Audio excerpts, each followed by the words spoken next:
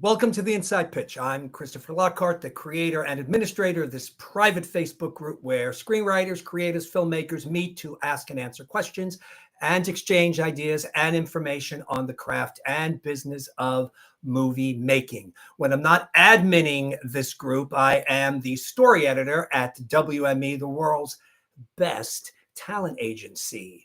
I do not admin the group alone. I am assisted by Steve Enlow and our co-host of these events, Ramesh Santanam. Hey. Good morning. Good morning. Can you hear me? Oh, I can hear you. That sexy voice. I know. So we got like a quite a roster today. I know. We are revisiting the Gauntlet. Exactly. We have met with the Gauntlet twice before. Right.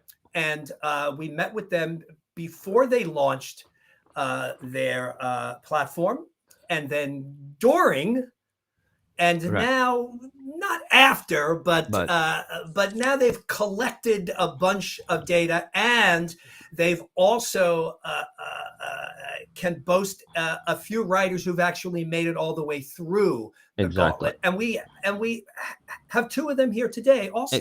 Exactly. And one of them is an Inside Pitch member. In fact, I believe 3 Inside Pitch members made it all the way through. Look at that. Look, Ramesh, I just, it's got to be us. Exactly. It's got to be us.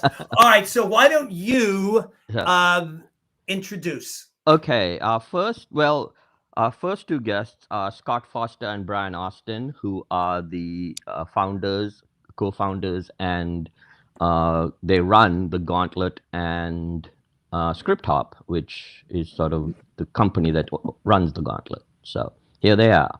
Hey guys. Hey everyone. How are you? Good to see you guys again. Yeah. Nice to see you also. Welcome back. I'm sorry that I missed that big shindig launch that you had. I was predisposed. I had something else that I had to do. I really wanted to be there, but I was there in spirit. And now you have some successful writers who have managed to beat your Gauntlet. So we're going to meet them in a moment. But can we just do one thing before we bring them out? Can you just tell our viewers what the Gauntlet is, in case they don't know? Sure. Well, I definitely would encourage people to go back and look at our previous 2 episodes with you guys, because we did show a lot of like screen sharing stuff, and so there's a lot of content there. You guys have been very transparent, which I have appreciated. That was honestly our entire intention from the start. We designed the Gauntlet spending 3 months talking with top screenwriters and people throughout the industry to figure out how we could come up with something better for aspiring writers than just the typical competitions and coverage services and things like that out there. And so that was one of the core components. We wanted transparency. We designed the Gauntlet as a system that's a match of technology and human expertise. And the technology, easiest to think of it as like Uber. We built a platform that helps when screenwriters come in, they submit a script. Our platform helps connect that with the people that are the best fit in the industry to read it. And the people that we're connecting with are actual people that are working in the industry. That is our biggest value proposition. We aren't connecting with readers that used to work in the industry or anything like that. These are people that are either gatekeepers for huge companies. Pretty much any of our readers, you'll recognize their companies, and some are very impressive. We've got Netflix, Amazon, HBO, Sony, all sorts of fantastic names. But then we also wanted to bring in other expertise. We wanted to bring in established screenwriters to bring in that kind of point of view as well as producers, agents, managers, all that. But the first, so the Gauntlet is a 3-level structure in the shape of an S. We were kind of proud of that whole branding thing we came up with. But the first 2 levels are typically readers that are working in the industry today. So we want to really give writers that come into the platform the experience of taking their script out to the industry. One of the facets we have on level 1 is we focus on the first 20 to 30 pages. That is sometimes a little bit of a controversial decision, or some people are kind of concerned about that. But what we really want to do is, this company, we aren't playing Fantasyland. We really are trying to focus on the realities of the industry. And if you're not hooking somebody in those first 20 to 30 pages, you're going to have a very hard time. True. Yeah. As Scott said, sometimes even 5. So we focus on that first level to make sure that you have a very strong intro on the script and taking people in through the first act.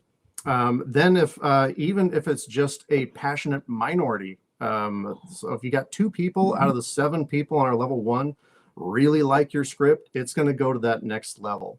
And at the next level, we allow, that's 5 people, same kind of readers typically. Some of the people on level 3 might come down to level 2. They often, some of them choose to do that. But the idea is at level 2, they have to read at least half the script. And if they're liking it, they'll read the entire script. And the entire time, both on level 1 and 2, they're also leaving notes, on-page notes on the script, as well as an assessment at the end, where they kind of put in comments and how they rank, typical metrics, character, dialogue, story, concept, all that kind of stuff.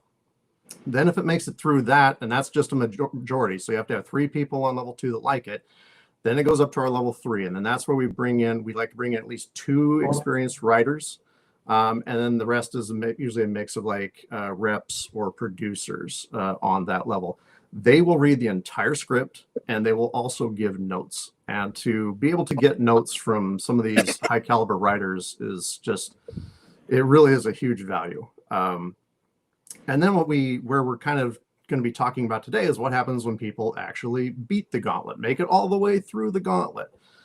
We don't like to use the term beat because this isn't a competitive system. It's not a competition. You're not competing with other people. It's basically, it's like a golf game. It's like a golf game, There you go. Yeah. You're kind of competing against yourself. Yeah. Exactly. Yeah. So, and everything about us, we try and be very, we're trying to really work with the writers. We don't want to come in and every note is positive. We have criticisms for the script, but everybody is trying to help the writer. And so once it gets through the entire platform, then what we're really proud of is our technology comes back into play here.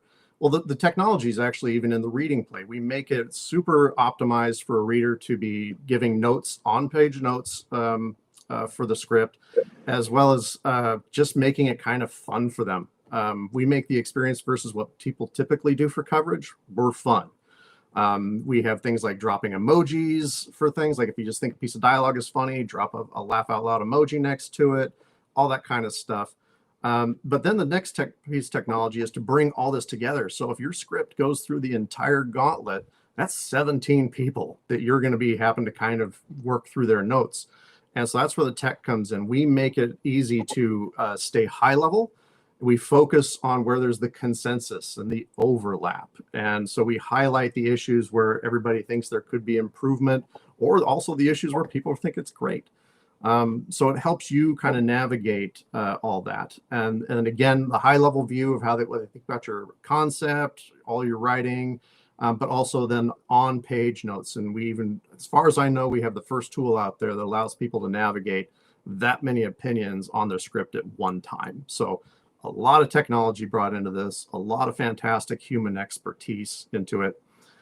Once the script gets all the way through the gauntlet, we give that report back to the writers and then allow them, if they wish, to go back and address those notes. That's a real opportunity to improve their script yet again. And then it's kind of what we're working with a lot now is the scripts that come back in after that revision. we open it up to all of our readers. So there's 17 that read on the Gauntlet as far as that a person would get, but we have over 55 readers now. And so when we see a great script come through, we make a big announcement to everybody. Hey, we have a fantastic script. We give everybody the opportunity to come in and read it and put their endorsement on it. An endorsement is a signature. It is their name, full transparency. And they write a nice blurb about what really resonated about the project with them. The signatures really have a psychological impact. We were just hearing that from a rather big producer when he saw the signatures. He was like, "Whoa, that's something." Because it almost feels like it is a recommendation. Yeah, I mean, the only time you really see signatures are like on contracts, right? It's like a contractual, like that's how much they're willing to put their names behind these projects. And you have these amazing blurbs, like on Charles, who I think we're going to go over maybe his endorsements, but I'll won't bury the lead. You have Adam Faberman, who wrote like 50 episodes of Big Bang Theory, saying, "I'm jealous of this script." That's pretty compelling. And I just wanted to add to Brian's breakdown of everything. You know, coming from my perch where I was at UTA for over a decade, and kind of an old school guy, and I was sort of opposed to the idea of emojis. You know, I was like, emojis on scripts, what's that going to mean? I love them because, just as an example, on a comedy, if you get tons of notes, but then just as a sort of a heat meter on your comedy, if you are seeing laugh out loud emojis for 10 pages, and then there's a 20-page break of no laugh out loud emojis, it tells you a lot. So I became a big convert to the compelling nature of emojis. And what Brian's really describing is, the whole problem at UTA was the tyranny of one opinion. We're democratizing opinion. That consensus, sourcing that consensus from... That could put me out of business. I don't like that idea. Join us, Chris. We'll have a job for you. All right. But keep that in mind. No, we're basically the biggest story department in Hollywood right now. I mean, you could argue, some people could be like, well, Blacklist, but they don't have all working readers. These people all have day jobs. That's why we charge a little more, because we have to pay them to find the time during their day jobs to read your script. I mean, and you're charging $380, correct? So that is correct. So that's the fee to get into the Gauntlet, whether you get all the way through or whether you get bumped out at the first level. It's a little bit like Vegas, which means maybe you should make sure that your script is really ready before you choose to make that investment. Let me just interrupt and say for our viewers, please leave your questions in the chat. We really appreciate you being here. We certainly want to hear from you. Because we've interviewed them 2 times before, we're not going to adjudicate the system. I kind of picked a lot of it apart, the last time, asking them some hard questions. I mean, we can certainly ask them hard questions in regard to now sort of like what's next, but I don't necessarily want to cover old stuff unless it's absolutely necessary. But why don't we bring out the other writers, since they are patiently waiting in the background. Okay. First, do you want me to introduce them? Ramesh. Give a little Yes, bio? go ahead. Okay. Our first is Charles Haine, who's a filmmaker and educator who has been working in the film business since 1999. He's a baby. He completed his MFA from USC in 2005, and he has worked as a freelance director across music videos, commercials, episodic and feature films. His most recent project is the feature documentary Multiple Choice about an innovative high school education program in Winchester, Virginia. He made his first feature narrative film, Angel's Perch, starring Joyce Van Patten, Ellen Crawford, Ashley Jones, and Ali Walker. It was shot in West Virginia and is the story of a man coming home to take care of his ailing grandmother and finding a connection to himself he didn't know he had lost. The film was released through Tug Distribution and Gravitas Video on Demand. He also has a successful career directing book trailers for a wide variety of clients, including the hit trailer Pride and Prejudice and Zombies, Dawn of the Dreadfuls for Quirk Books, Chuck Klosterman's The Visible Man for Scribner, and more than a dozen others. He is currently the chair of the Fierstein. Graduate School. Fierstein, sorry, my fault. Fierstein. Is that Sorry, after I wrote Harvey that. or somebody else? Barry. Barry, okay. Oh, Barry. Yeah, sorry, I typed it in wrong. Yeah. Fierstein Graduate School of Cinema at Brooklyn College, and continues to collaborate with clients including BMW, TBWA, Nissan, Paramount, and the Brooklyn Navy Yard on a variety of projects. That's Charles. Charles, is that all? I know. I mean, I've also written a couple books. I wrote a book on riding bikes in cities called The Urban Biking Handbook. I can keep going. All right, there we go. But now added to this list is that you have made it through the gauntlet. And, Yes. And so we're going to discuss that. But we do have another writer here. Yes, Ramesh? Yes, we have Kimberly Dilts, who is a member of the Inside Pitch. Yay. And she's a writer, producer, director who pens absurd comedies. She was a 2023 Cinestory Feature Fellow and is the co-founder of Scrappy Cat, an independent production company with a slate of projects including features, documentaries, music videos, and shorts. Her first feature as a producer was Angel's Perch. Yes, indeed. Was in the Kickstarter Hall of Fame and went on to a theatrical tour of over 250 screenings and distribution via Gravitas. Her second film, All Lang Syne, is a comedy for which she was the writer-producer, and it was sort of a Doppler-style experiment in micro-budget filmmaking. She then took what she learned about indie distribution and began impact producing, helping Sundance, Tribeca, and Doc NYC filmmakers reach their audiences. This led to her current role directing short-form documentaries for Sundance producer Ted Dintersmith. As a theater maker, her work includes writing, producing, and directing and performing off-Broadway and on tour. She teaches directing at Brooklyn College's Fierstein. There we go. Graduate School of Cinema. Close enough, Ramesh. I know. And she lives, I typed these in wrong, Fierstein. And she lives in Stamford, Connecticut with her husband and 3 cat overlords, Howard, Archie, and Norman. Yes. Having had cats, I know what that means. Welcome, Kim. I just wanted to quickly say full disclosure, because I could see Inside Pitch members thinking there's some conspiracy with Brooklyn College or something that we got, that these two folks, you can vouch that I never met either of you. I had no idea that you knew each other or anything. That is just or Brian for that matter, right, Brian? We had the funny thing is these two didn't know. I mean, we've been talking with them both individually for quite some time after making it through the gauntlet. It wasn't until we actually started introducing our first slate of people that they discovered that they were both in it. So no. We were talking to each other about this process the whole time. Yes. That's the first time you knew. So let me ask a question. Do you think it is a coincidence, not that they are both working at Brooklyn? By the way, I'm a former Staten Islander here. College of Staten Island? CUNY? CUNY, baby.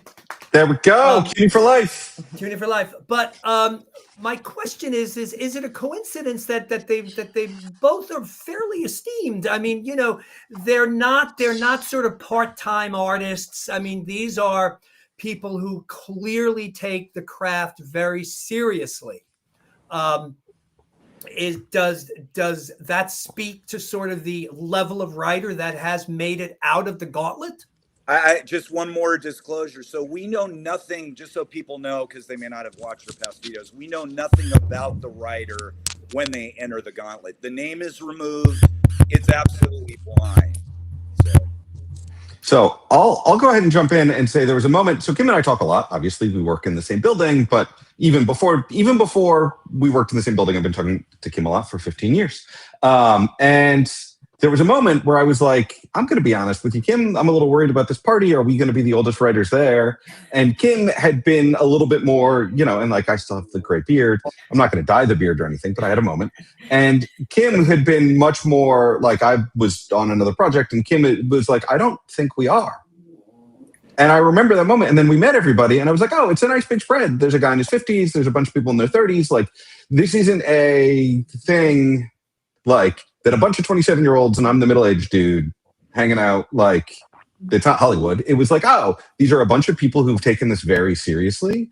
And I mean, I'll be honest, I think it takes a long time. Like, there are outliers who are just magically good at this, and like, good for you. Great. I'm glad you just figured this out quickly. It took me a long time to get a handle on story. It took me years and years and years and years of, this isn't my first script. This is definitely not Kim's first script. And it takes a really long time to grow this. And it was really great to be at that launch party and be like, oh, everybody here is like really serious about this. Like, everybody is like really been in this mix for a while, very dedicated. And yeah. Thank you. Yeah. Kim, do you have any thoughts on that?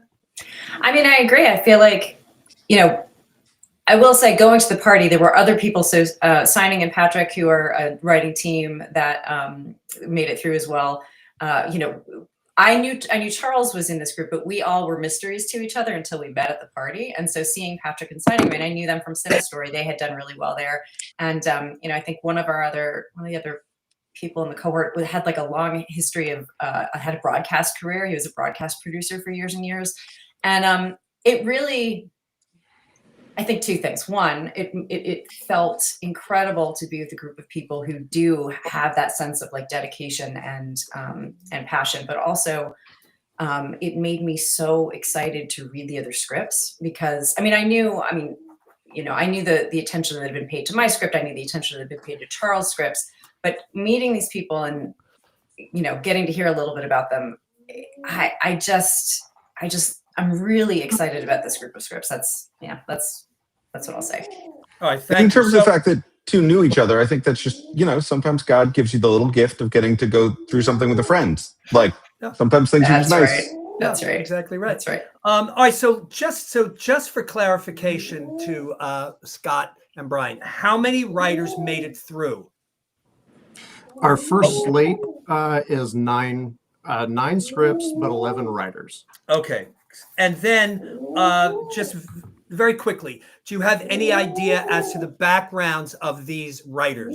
So, Ramesh, you should have eaten this morning. Is that your stomach? Is someone torturing a whale? Dogs, right? Is that Shane's dogs? One of Shane's dogs, I guess. All right. No, it isn't. Oh, it's not. It's somebody else's dog. Maybe it is somebody's stomach. Scott, you said you weren't feeling well. Maybe you need a little. I got my. You need a little Pepto-Bismol or something going on. All right. Better Okay. with the coffee. All right. Yeah. What else? So, all right. So 11 writers, 9 scripts. Do we know the backgrounds of these writers? Are the backgrounds all similar to Charles and Kim? Were there any writers who are, maybe like somebody who's a dentist in Kansas who writes part-time? We got two cowboys. They wrote this fantastic. Whose dog is that? Oh my God, I'm so sorry. I have headphones on and I just realized that is my cat snoring. I will. Yes. I am going to. I was like, what are you guys talking about? I don't hear anything. It's because I have my headphones on. So What kind of cat is that? Like a cougar? What do you have, like a fucking jaguar there? I mean, like what? He is a huge cat for sure. Okay. But I'll mute myself. Sorry about that, guys. Okay. No, it's fine. I It's miss fine. cat snoring. Aw. That's fine. Nice to it's solve fine, the it's fine. mystery. All right. You're right. You're right. So those two guys, we have two cowboys who wrote this amazing script set. It's called Tosca. It's set in Russia on the. But are they new writers, Scott? Are they new writers? So I don't. So they have done journalism. They're fascinating guys who've literally run ranches like the characters in the script. I don't know how many scripts they've written. But we also, like they were mentioning, Sinning and Patrick, who are just out of UCLA. Okay. So they're very young. Are they at a UCLA's film school? Yes. Okay. Yeah. All right. I'm just trying to get a feel sort of what the kind of profiles are of I don't want to say winners, of the writers that have made it through. What's the term that you're using instead of winners? Is there some kind of term that I can use?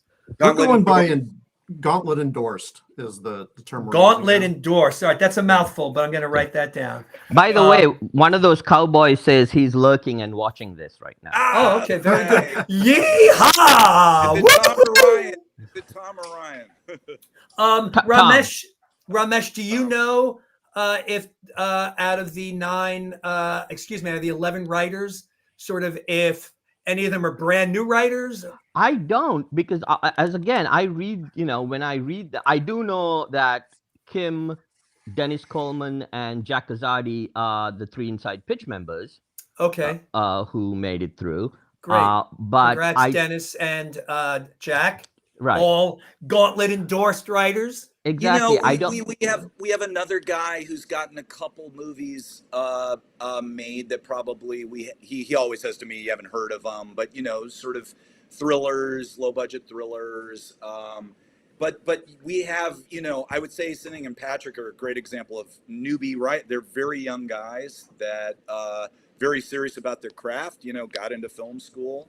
I'm trying to think off the top of my head. We have 2 ladies that are going to be in the next slate that, oh my gosh, they have produced probably, I think they told me like 100 films between shorts and everything else. It's a crazy, but young, but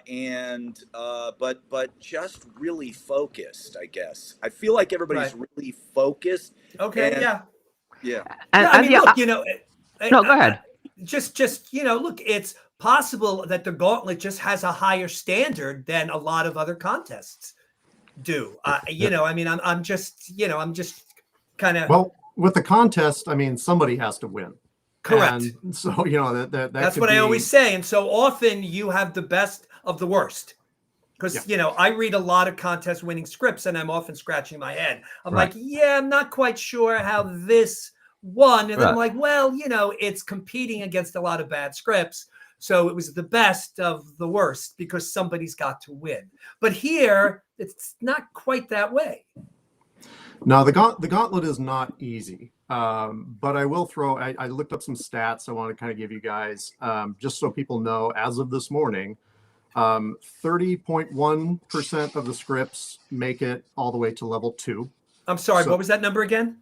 30.1. So almost a third of the scripts are making it to level 2.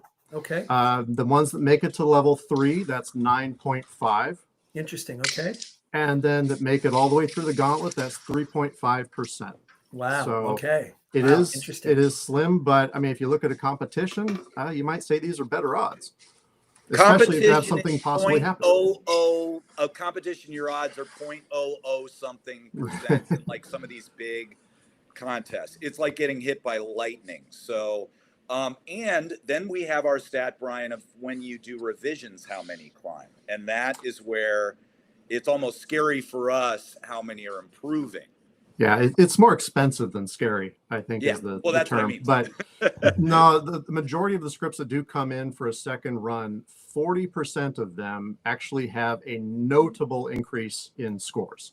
So like they've really made dramatic improvements. And the majority of people do have an improvement of some kind. It's only a small amount, and that can happen. I feel bad for the people that kind of decide to take a little bit of a direction, but maybe it's a misstep and they have to kind of step back and try something else again. But for the most part, we're very happy to see what this process does for helping people be, better writers. Chris, yes. For me, coming from UTA, that has been mind-blowing because at UTA, you were constantly getting revisions, and what that meant was more cooks added to the kitchen. We're giving writers, a chance at more ownership, and we see this as a way with studios and agencies to give writers more ownership. Instead of adding more cooks to the kitchen, run them through the gauntlet and they will improve, because I thought most of them get worse when they did the adding a cook to the kitchen thing, taking away the original vision and all that. Sure. For me, those stats that was not something I expected, that level of improvement. One more stat I really did like. I didn't think it would actually be this high. So one of the things that we advertise is that anybody, even on level 1, if they like your script, they can take that script to a company they work for.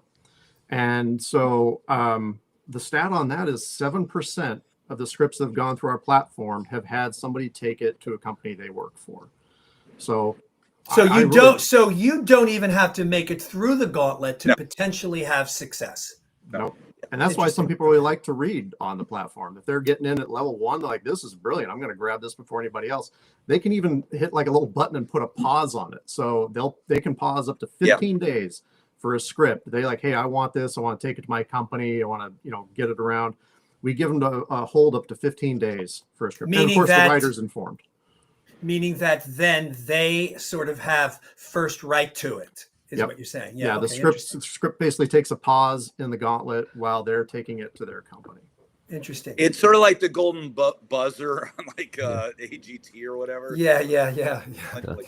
It's also for if you resubmit a script, you can also choose whether you want the same readers who read it in the first time it went through, or whether you want new readers. I don't think it's guaranteed, but I know they do sort of go out of their way to make sure that at least as many of the original readers read the script again. Right. I also thought it was really interesting because I thought about it from a director's lens, right? Like one of the, Kim and I both teach director and the actor. And one of the classic things you're always teaching people is when you're auditioning actors, give them a note and see how they take it, right? And it is one of those things that, like, to be a professional screenwriter, to do any of this work, to make films, you're learning to take notes, to figure out what they mean, to make it meaningful to you. That is all part of the process. So with a contest, 5,000 scripts get read. There's a sorting process to pick the one that somehow survives the bracket. But the nice thing about the Gauntlet is you got these notes and you got to think about them, and there's no ticking clock. There wasn't pressure. You got a wide variety of things you got to interpret. And so, I mean, I think I made it through, so I think they made good choices. But I think there's something there of you are looking at people who are prepared to navigate a note-giving process without letting it ruin the script. Because no matter what, the best script is going to get notes. And the job of the writer is to protect the original vision of the script and find a way to succeed in those notes, to make the executive happy, to make the director happy, to make the star happy, and still make the script good.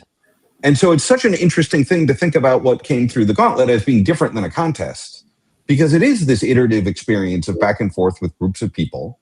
And, learning to build group consensus is, I think, one of the artist's biggest jobs. And I think the Gauntlet is a real test of that for creatives. And also, so, Charles is an example of like the Gauntlet were possible because his script did not go the first, like you got stopped after level 1 after the first one, right? I did kicked at level 1. And, he came to me and was like, I don't know, like, I got to think about these notes. That's, our nervous systems receive notes like a physical attack. So, so there's that, like, but I think that, as you move along in your career, you understand, like, okay, well, my initial response is going to be like, and then you got to sit with them, and then you sit with them for a while, and you part of the art is learning which ones to take and which ones not to, and obviously this process worked really well for Charles. It was really a joy to watch this happen. To watch him get stopped. Now, can can I say one thing? Oh no, go ahead. All right, just quickly. If you get bumped out at the first level and then you decide to implement the notes, if you want to go back in, do you have to pay the $380 again? So we make sure that there's at least a 30-day wait period before you can come back in. Because we want to make sure people take some time with the notes. But then depending on where you exit out, you will get up to a $200 discount to come back in. Okay, thank you. Oh. Go ahead, Ramesh. I'm sorry. Regarding, and I talked to Scott about this, so I can talk about it. Regarding Charles's script, I was one of the readers who kicked it out the first time. Oh, bastard! You were right. You were right. And here's the thing: is that, and then I actually went back and read my notes on it, and I read the new version you have, which is going out right now, and it's such a vast improvement on it. I got to the end of it, and I'm like, fuck, Love this is it. a movie. This is a movie. You're making my day. It's fun. And I noticed the changes. I didn't go back and read your early draft again, but I looked at my notes, and then I sort of went back, and because I think initially there was some, issues I had with backstory and stuff like that did. And then this one just sort of motors along, and you have created such an incredibly fun character. I love hearing that because I hadn't heard that from Ramesh, so I love that. Sorry, I didn't mean to interrupt you. Oh no! Yeah, because he's a mean bastard when it comes to scripts. He's one of the toughest. So I love hearing that, and I really think this. I get so impassioned about this. Just, I'm a writer myself. Worked at UTA. To see something that didn't make it past level 1 to become one of what we used to call the seal of consensus, the Gauntlet endorsed scripts, is profound to me. And I think Ramesh, maybe you would agree, but Charles, hopefully you don't mind my holding up a bit to the X-ray of holding up and making a little bit of an X-ray of the narrative, but that there was not as much at stake for Rami, your main character. That's what I remember us sort of developing through the Gauntlet notes was there's so much more at stake for her. And this really speaks to that 20-page read, I think, that, because I know that some writers really have this sort of 70s state of mind about scripts. You got to read the whole thing to get the gist of my script. And it's like, I love 70s films. I love some slow build movies, but you still need to feel what is at stake with this character. And Charles did such an amazing job of addressing those notes. I think that's just an amazing accomplishment to go from getting rejected from level 1 through. Well, I'll go into a little more detail too. Thank you so much for that. Like the other thing is I was holding on to the 50s. So, The Apartment, the inciting incident's at 27 minutes. And The Apartment's a perfect movie. It's a perfect screenplay. I love it. The midpoint's like 15 pages later. It's very strangely structured, but it's perfect. And my inciting incident was on page 27. And I was like, you know what? That's fine. It's fine. I can have a slightly late breaking inciting incident. I was being a little stubborn because I love The Apartment and and then I had forgotten my first job in Hollywood was reading for creative artists. By page 15, you knew what the script was because the script has a different job than a movie. In The Apartment, you've got Jack Lemmon, you've got Shirley MacLaine. You can wait a little minute. A script is black words on a page that you have to put in someone's mind. You cannot break that late in a script. And I heard Ramesh's notes and I heard everybody else's notes. Unless you're making it yourself and you have no one else to prove to. Yeah, absolutely. If you have $1 million that fell off a truck, and I'm in Brooklyn, we're not going to ask where it came from. Yes, you can get away. Or if it's your 7th movie and you're Billy Wilder, you can, he'd been doing it for 20 years with The Apartment. But I really heard the notes and I was like, nope, I'm going to figure out how my inciting incident's in those 20. I'm going to do it. I'm just going to keep honing in. Movies were also paced very, very differently in the 40s than they were in the 50s, and they were in the 60s, and they were in the 70s. So it's just a different time. And you also sat in a theater now as we speak, right? Attention spans are being mitigated all the more. Yeah.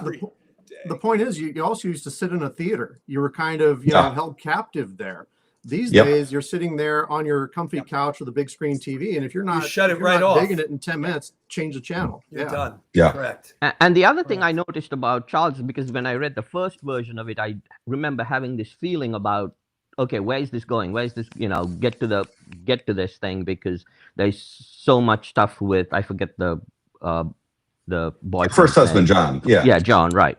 That stuff. But then in this one, I was like, wow, this is someone who took the notes to heart. And I don't care if you don't take my notes or anything. It's just that he realized he had an issue with the script and he fixed it.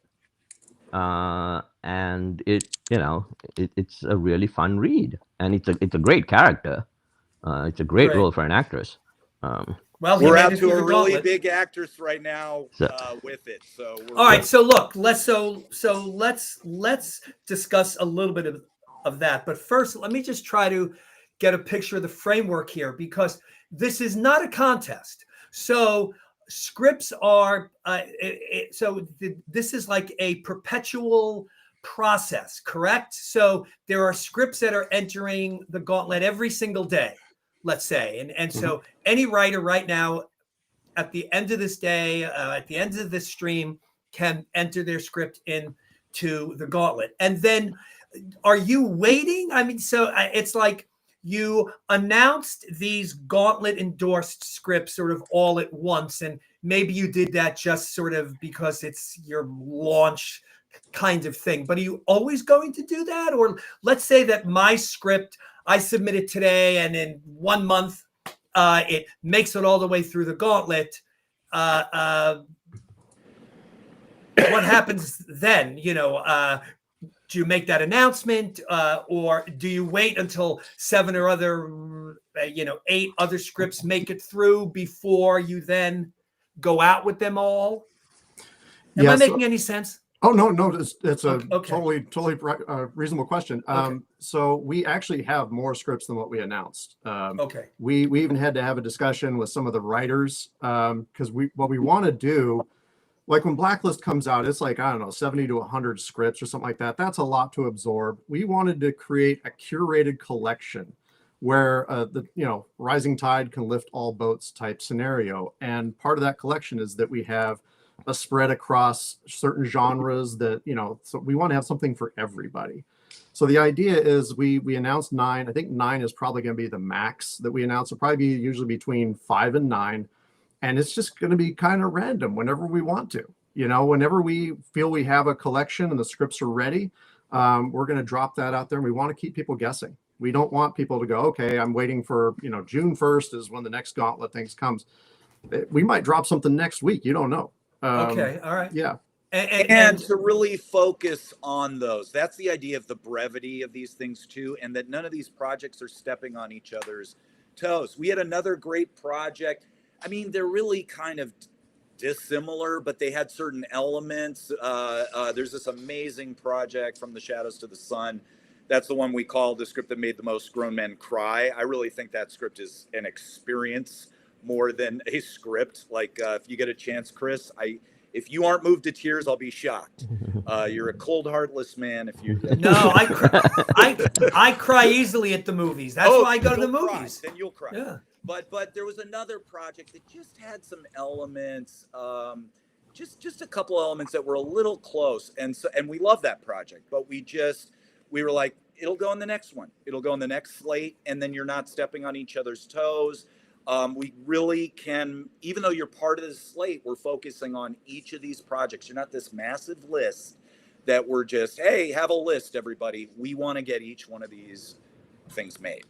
All right. So now let me ask another question, because I think one of the reasons that Nickel sort of did an about face recently, and, the way that they've been handling things, is because they've had these winning scripts and they're going out into the world and they're being rejected. They're being rejected by agents and producers and managers because, sure, it's a great script, but nobody's going to want to make that movie. And so what are you doing realistically? Because, sure, like, you might have this amazing script that's, set in Rome, like a gazillion years ago. And, it's a $250 million movie to make, and it's a drama, and nobody in fucking Hollywood is going to make it, period. I mean, it's a fact. So, what are you doing about those scripts? Or is it not so much always about getting a film made, but maybe just getting a writer access? Because if the script is really great, then there might be a manager who would say, look, yeah, like, I'm not going to be able to sell the script, but I think that your writing is great, and let's work together. So ultimately, what are your goals for these Gauntlet endorsed writers? Well, we have two brackets that we're looking at. One is actually making it through the Gauntlet, but then when they have a chance to rework their script if they wish and come back in, we open it up to everybody. That's the endorsement phase. That's something a little bit different, and that's where people are literally standing behind a project. They're putting their name behind it, saying this is a movie that should get made. We need at least 12 endorsements for us to really kind of go out there and promote a project. We're going to offer different ways in the future for the industry to find out about these writers, for great scripts that maybe, aren't so commercially viable. But for now, I mean, we're really trying to prove this machine. And so we are being thoughtful on the projects we're putting out there. Everything that we've got in our first slate, and we've got, even for the people that are hardcore, they want some IP. we've got several projects in there that kind of fit that bill. So we haven't really bumped into something that you might describe as like unmakeable. I don't know. We'd have to kind of figure that out when that time comes. I mean, we can always put something in a slate as something that people might enjoy reading, but ultimately we want to make sure, as we're being realistic about things, we want to make sure when we go out and introduce a slate that the industry knows that these are commercially viable scripts. It's just all right.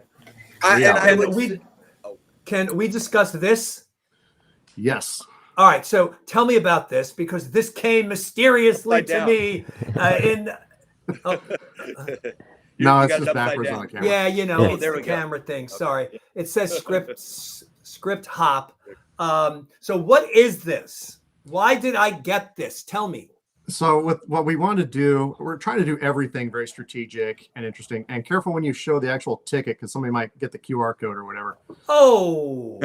I'd have to change your code. You can show your name, and then you can hide the. Just put up your social security card and your credit card. There we So go. this is not paper.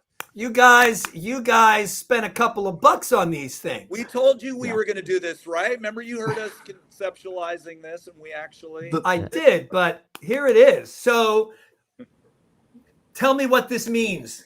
The point of the boxes, and it's not 100% that we're always leading with the boxes, but we know what it's like to send people, whether it's a news story that comes out and they learn about it, or whether it is a link sent to somebody. It's so easy to forget a link. It's so easy to let it get buried in your email box. So Yep. we thought the idea to create something that's a cool little artifact that we could get people invited, that can sit on somebody's desk. It's not too obtrusive. It's something that can sit on somebody's desk. So when they actually have that free time, they're like, that's right, there's that Gauntlet thing. I want to actually get in and read those scripts. I'll put it on my desk right there. There we go. There we go. Also, just a handy murder weapon in case you, Those Yes. tickets, throw Cut them. somebody's Yeah. cut somebody's jugular with it. So you will be sending that out to some people around town, which then gives them access to the site where they can find these Gauntlet endorsed scripts. Yeah, we're not as funded. This is not like a Fast and the Furious movie where it's a warehouse with all these garage doors opening and trucks rolling out with boxes going to the industry. We know. or is it? Or is it? But we know if we went to an agency and they didn't know who we were or anything, we dropped off a bunch of boxes, they're probably going to get thrown into the incinerator. But that's where the metal ticket comes in. No, just kidding. It won't burn. But And by the way, the mailroom has to deliver mail. They are not allowed to just toss anything in the trash because they think it's worthless. So everything gets delivered, whether the agent or whomever tosses in the trash is a different story, but it will get delivered. yeah, and not every place we're going to has a mailroom either. I mean, a lot of places are going to be smaller, and so. But the idea is we want to be invited. We want to establish a relationship with these places first. And what we've done with a few big agencies so far is that we have gotten the names of all the lit agents there. And so we've actually even created tickets especially for them. So we have a delivery person who's dressed up for a perfect part, shows up to the front desk reception with maybe a bag or two of these boxes. And we always have our point person. We always have the one person we're working with that goes to that person. That person then delivers the boxes to the other people. Client, you go through a client, and then you have a real simpatico on what's happening with these boxes. By the way, the girl in our video, you can see our video. It's a great little video on our website. You can see the boxes being delivered by drone at Shane Black's, the party we had at Shane Black's house. And the girl at the end of the video is in most cases making the handoff to these places that sorry, Brian, not to cut you off, but yeah, no, she looks perfectly dressed for the part. It's all part of the theatrics of it. And again, it's something that we're trying to do to get in people's mind share. But even those tickets, everyone gets like their own name on it, plus their company name.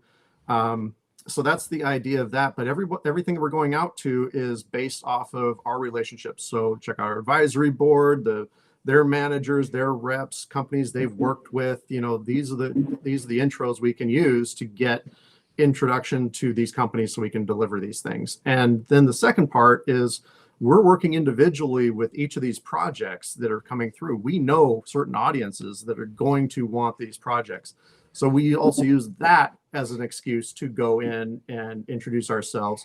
Some of these places, we don't want to wait to deliver a box. The conversation is happening right then and there. We give them a link. Hey, here's your access for your company to get in and see the entire slate. But we're calling out these specific scripts and why. So we're using both angles to get it out there. And because of that, we are going to be a little delayed in that. We can't all of a sudden just hit the town all in 2 weeks. So we're out to, I think we're about 20 actual companies at this point. Plus we have a few other like independent producers and things like that we've to add onto that list. But that's about where we're at now. We're coming up to the holidays, which kind of sucks, but we're going to be doing as much as we can over the next few weeks. And it's just a constant cycle of us just kind of getting out there and spreading our web through our connections. Now, what about publicity? Charles, I found out, Ramesh, is the gentleman who wrote the article that you posted Yes. in the group. But what about, like a press release to Deadline or to, Hollywood Reporter? Or... We were just in the Hollywood Reporter, right, Brian? Like what, 2 weeks ago? Yeah, it was we're grateful to be in it, and it was in print and everything. But it ended up it's a pretty popular column, but it didn't give a chance to really describe what it was too much or anything like that. So it's publicity out there. They don't do their research as much as Charles did his research. Well, why don't you just reach out to Deadline? We had a publicist who was they post stuff there all the time. Yeah, Deadline. Sometimes places are interested, some aren't. Some have overlap because they're all owned by the same company. So if one of them runs a store, the other does not. So there's some dynamics with that. Okay, yeah. We honestly would have liked more of a press announcement, but that's just the nature of the industry. If you have a huge name, they like to talk about deals that are done. And then they also like to talk about big name actors and things like that are, that. So, we're going to probably be more of a slow press roll, I think. But look, you're on the inside pitch. It doesn't get any bigger or any better. That's right. This is the best PR there is. There we go. We're doing it. And feel free to share it with people. Ramesh, are there any questions from? Yeah, go ahead. You already answered this one. Is this open to all or certain times to submit? Like you can enter anytime you want. So someone wants to know if you're new and your script has any technical rookie errors, are you automatically kicked out at level 1? I can take that. I mean, we really are Uber. So we're sourcing these readers and we don't tell them how to do their job other than how to use our platform. And I think that's important they're using a platform that makes it basically impossible for them to use AI. So they're using our platform, but some of our readers have pet peeves about formatting. Ramesh, you can also speak to this. I don't. And you I have don't. zero pet peeves about that. And that has sometimes been a fun ideological battle for me to hear about how some readers do have their pet peeves and others don't. I think, you should learn the formatting as much as you can. It's a good policy to know it. If you know it, I think Ramesh might agree with me on this. The more you know it, the more you can break it. And right. Yeah, and here's the thing: when I read a script, I honestly don't, I and Scott knows this too. I pay scant attention to whether it's correctly formatted and reads like a refrigerator instruction or not. I don't, and in fact, we talked about Charles's script, Kim's script, which I actually never read till it actually went all the way through, is fantastic. It actually has a photograph in it. At some point. A photograph. Right. You know, and it's a really fun script. It's sort of irreverent. It reminded me a lot of, at least in tone and style, of Kiss Kiss Bang Bang. It has that sort of, it was a sort of thrilling. I remember when I read that a while back, and you know, it made me laugh, and the way it has a very sort of conversational style to how she wrote it, and it's a very fun, hilarious script. And again, so you're reading right then, right there. There's a photograph, and the photograph makes complete sense to have it there. And so It there, also that comes, would be a it comes no-no. late in the script. You know. And your point is, for some readers that would be like a big no-no, but Yeah, because I've been on the record. I read a script last year before last, that had 5 pages of nothing but photographs, no text. I recommended the script because it was great. It was a great script. It was and it got Yeah, made. you know, I'm on the record as, Yeah.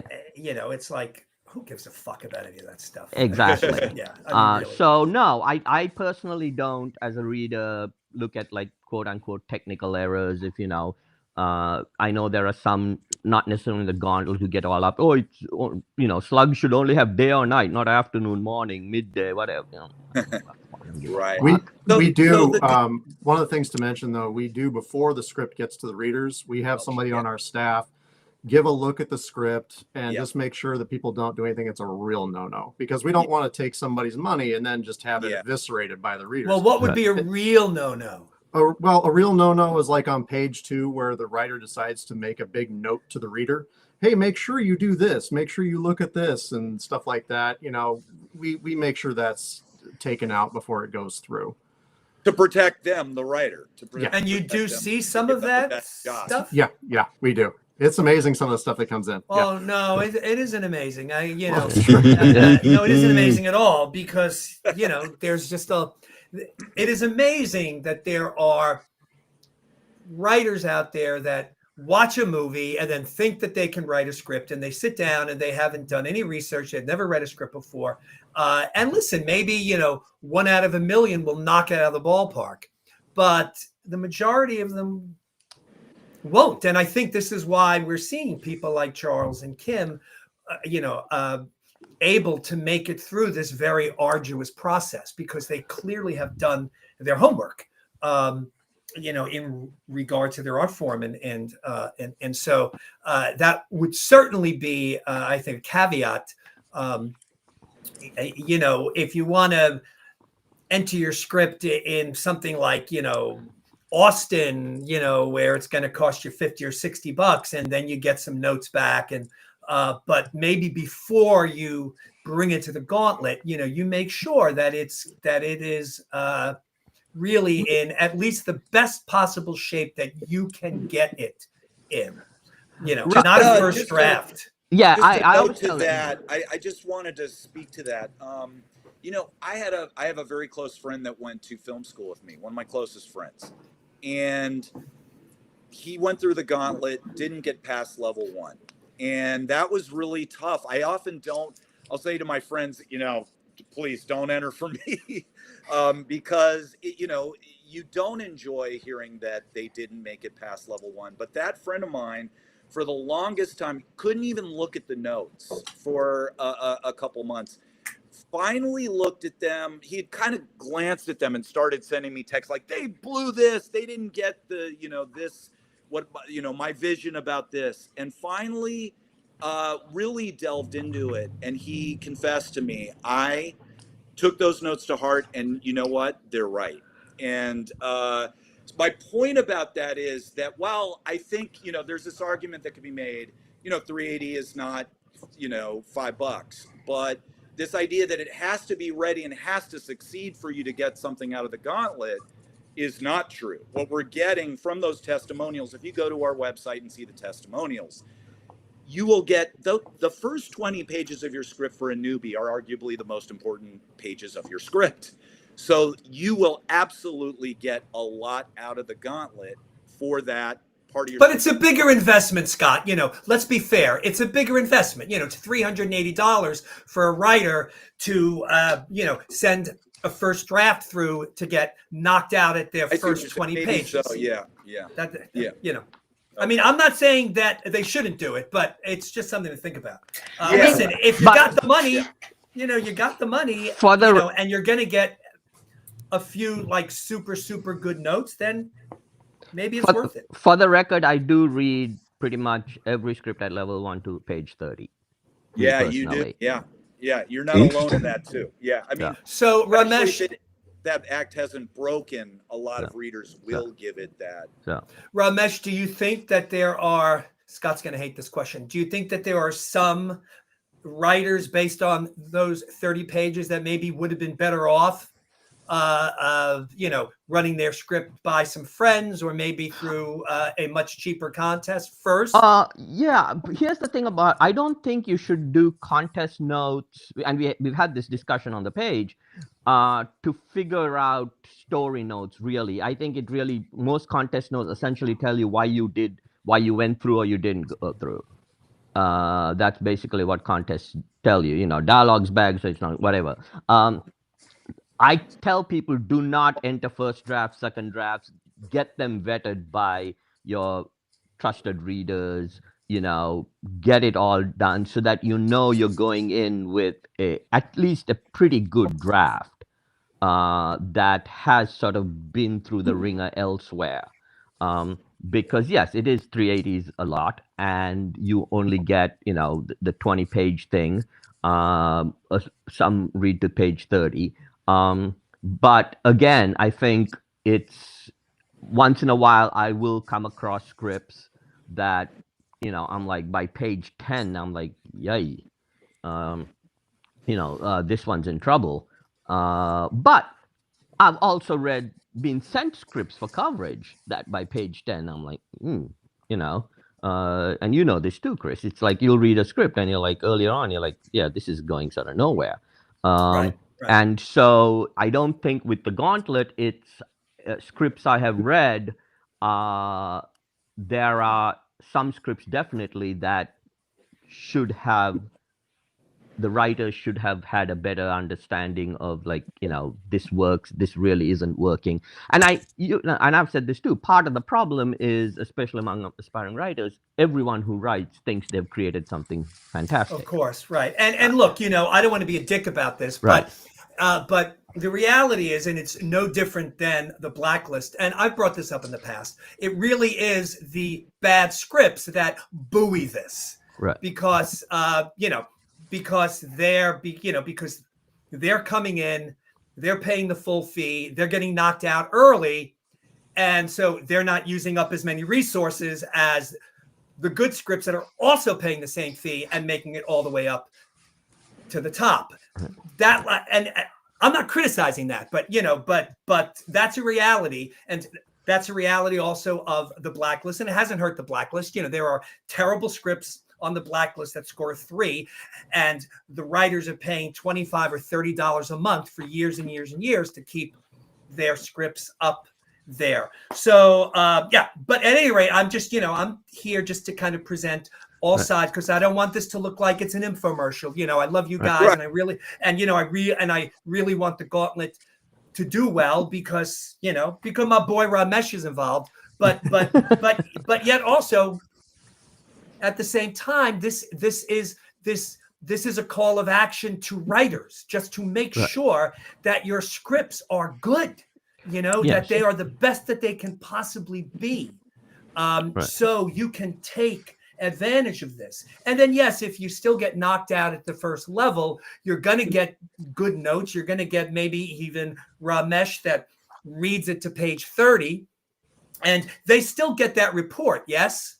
Yes. Well, and I would really argue that it's what is absolutely different from any other system is that it is telling you where they overlap. You can learn something about your script by going to your friends. I am not disagreeing with you guys that for 380, go to your friends first. But I'm saying, if we always use, like, as an example, if I tell you, I've read for a couple decades now. I have readers who have read for, I have readers who have read 20,000 plus scripts. they're smart people and incredibly experienced. But still, if they tell you they don't like the flash, if one of those people tells you, I don't like the flashbacks in your first 20 pages, that still might leave you with a lot of questions. Maybe they don't like a ruminative structure. Maybe they, but when you get 3 or 4 people out of 7, that is incredibly meaningful in a way that you can't get that anywhere else that I know of. And you're able then to sort of take all of those opinions, if you have the ability, and then kind of figure things out for yourself. Like, okay, like this guy feels that way, but this guy doesn't. So maybe I'm just going to go with my instinct here. But everybody feels this way. So maybe I need to really. Charles. Well, like Charles, that, yeah. right, Charles? Well, no, I mean, that's the biggest example I always use is for my full read through, one of the readers thought the script should be nonlinear. Now, that same reader had a lot of other good notes because you can sort of see numbers on who, and I could tell that they were very smart and insightful, but they were convinced it should be nonlinear. And every once in a while, they'd be like, you see, this is a scene, you can move up to the opening. Nobody else was talking about nonlinear. I didn't want it to be a nonlinear script. I felt like we'd done the work to make it a linear story.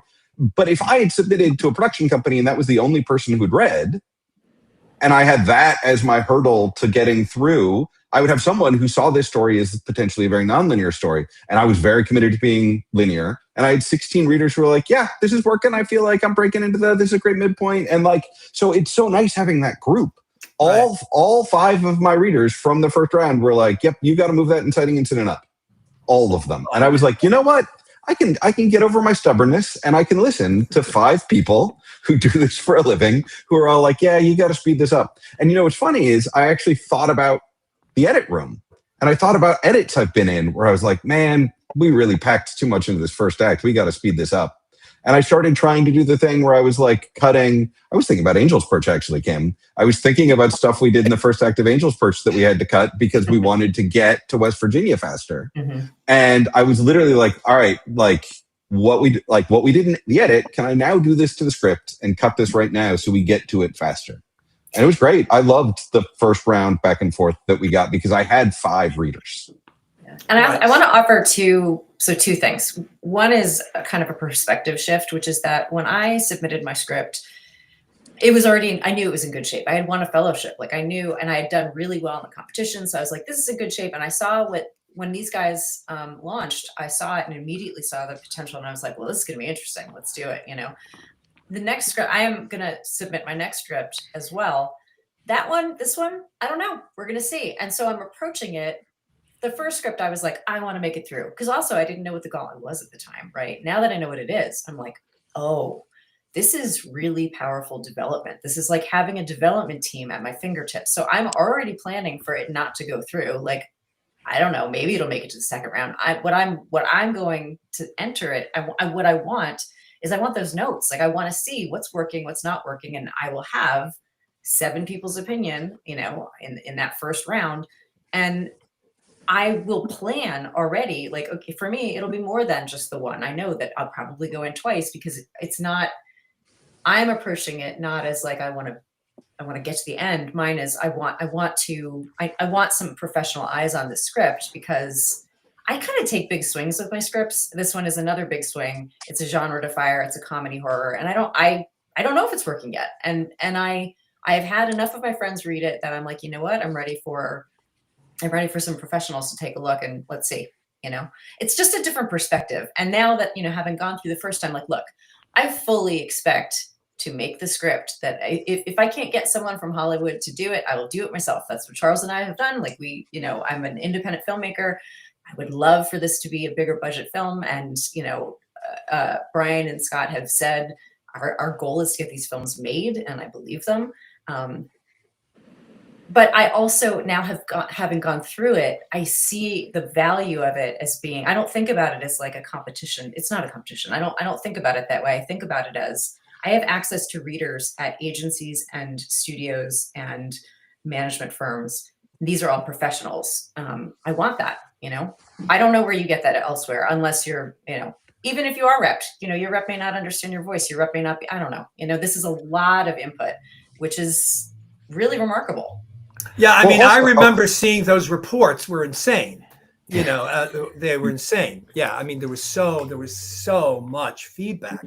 So it's a ton what was great is that it's strangers. So like I have a writers group. We've met for years. They all know Scrunchy well. We worked on Scrunchy for a year together. Like they were invested in it, but they also know me and know me for years. And none of them were hammering me nearly hard enough on moving that inciting incident up. And we read the notes together. Like the nice thing about this notes tool is the notes tool is shareable. Like it was really, they made it really easy for me to there was a separate link that didn't have to be my login. Like it was really well thought out for teamwork. So I shared it with my writers group and we went through the notes as a group.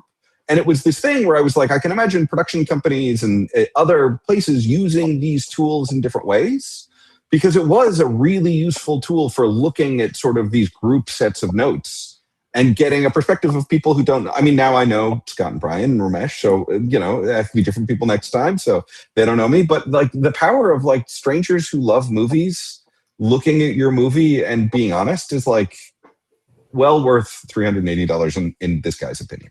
And also, he talked about him knowing us now, but when I get the script to read, I have no clue who the writer is, if they're male or female, if they're from the United States or anywhere else.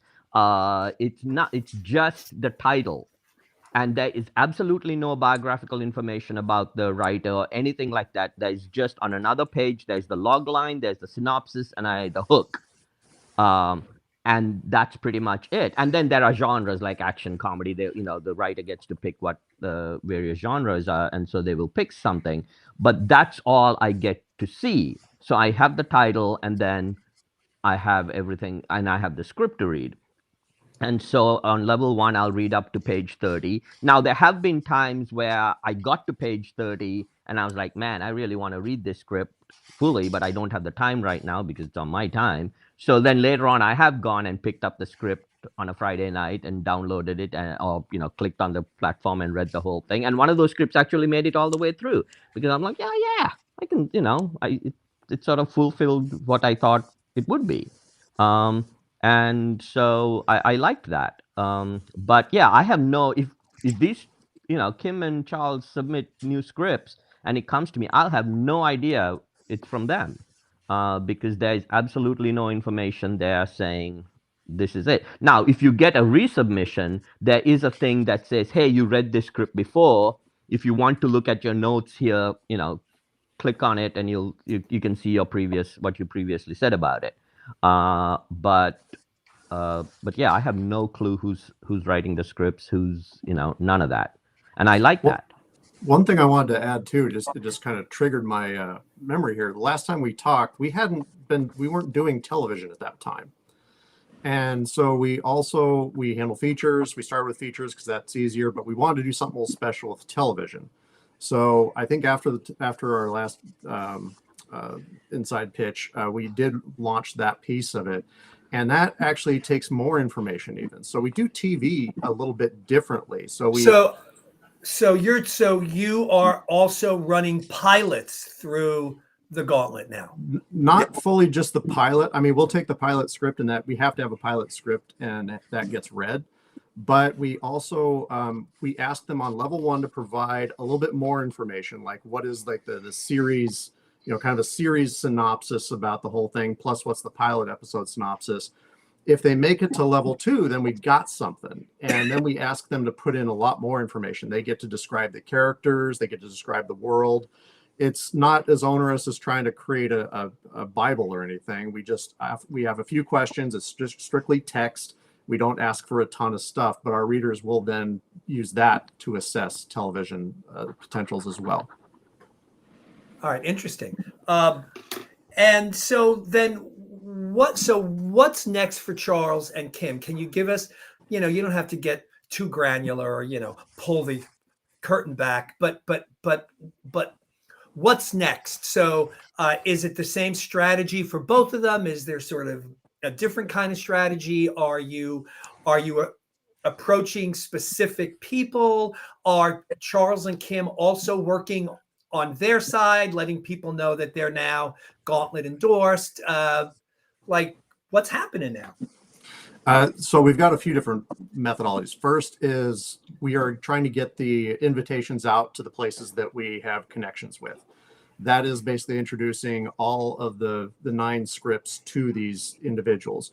We act as the conduit. We are trying to get these scripts in front of people and make as much happen as we can, but we're not agents. We're not representing these projects. If anything, we are just trying to get people in touch with the writers, or if they're already working with the producer, that as well. So the second approach is, we know we've got a few layups almost with a few of these projects, that we've got some real good ins of where these things could get made, whether it's bringing on a producer or bringing on like an actor. And so we are pursuing those. We kind of do that on our own a little bit. We've been a little hesitant we don't want to get people too excited, because you know how hard it is for anything to really happen in the industry. So, before we really share any information, we got to feel that there's really something going on with that. But yeah, I mean, so we're working on getting any of these, getting traction for these projects, and then pushing it to and bringing the writers involved back to it. We've already got a few projects that, again, we have some easier leads, but again, it's the rising tide lifts all boats. So if we can get some news happening about some of these projects, we can then leverage that to go back and get excitement about some of the other projects that might be a little harder to get out there. So that's the strategy that we're going with right now. And it's all hands on deck. It's not just Scott and I out there talking to people. We've got people from our advisory board, some of the readers, people that are really involved in these projects. Small army of people, really. Small army of people. Yeah. And without, again, we can't get too specific, but a little more specific. We have a couple producers already basically attaching themselves to a couple of the projects. We're out to, a couple dozen companies. We shared them with you, like a lot of the companies that we're out to. Yeah, and without dropping any names, I mean, just, we can ask Charles and Kim. We've been telling them, some of the stuff that's been going on. So, let us know if you guys feel we're doing all right. No. So let me ask this hard question, if I may. Again, this is a super tough business, and, it can be hard to get traction on any kind of project. So how much do you feel the success of the Gauntlet rests on getting movement for these projects, actually moving one into production eventually? Is there a fear, or is there a plan B? Like if this particular cohort doesn't succeed at that, then is it possible that you'll start to see the sharp claws from critics, coming out, a little bit like the Blacklist? Franklin Leonard made all kinds of promises about how he was going to change the industry, and he didn't change the industry at all, the slightest bit, through his pay platform, not even a dent. So, and that certainly hasn't hurt his business, that's for sure. But have you considered this at all? Oh, yeah. Yeah. No, I mean, it really does rely on either us helping get projects made through our network, or by the presentation that we put together for these projects. So if Kim or Charles want to go out, the fact that they now can just send out a link that brings in all these endorsements, it's very powerful and compelling to read, to get somebody to read a script when you're seeing all these people from big companies saying fantastic things about your project. So that's one method. But honestly, I mean, $380 is not making us a lot of money. We need to make sure that we are getting projects made, and that we can have other sources of revenue that we can bring in later because of that kind of thing. Yeah, I mean, you're paying a lot of writers. You're paying a lot of readers. So yeah, like some months we're totally upside down. We went through most of the end of last year every month losing money. Because they were doing so well. Yeah, that's because they were climbing so well. But look, I'll say, because I say this a lot about just, a lot of this stuff in general, because a lot of writers don't always win a contest, or maybe they don't make it through the Gauntlet all the way.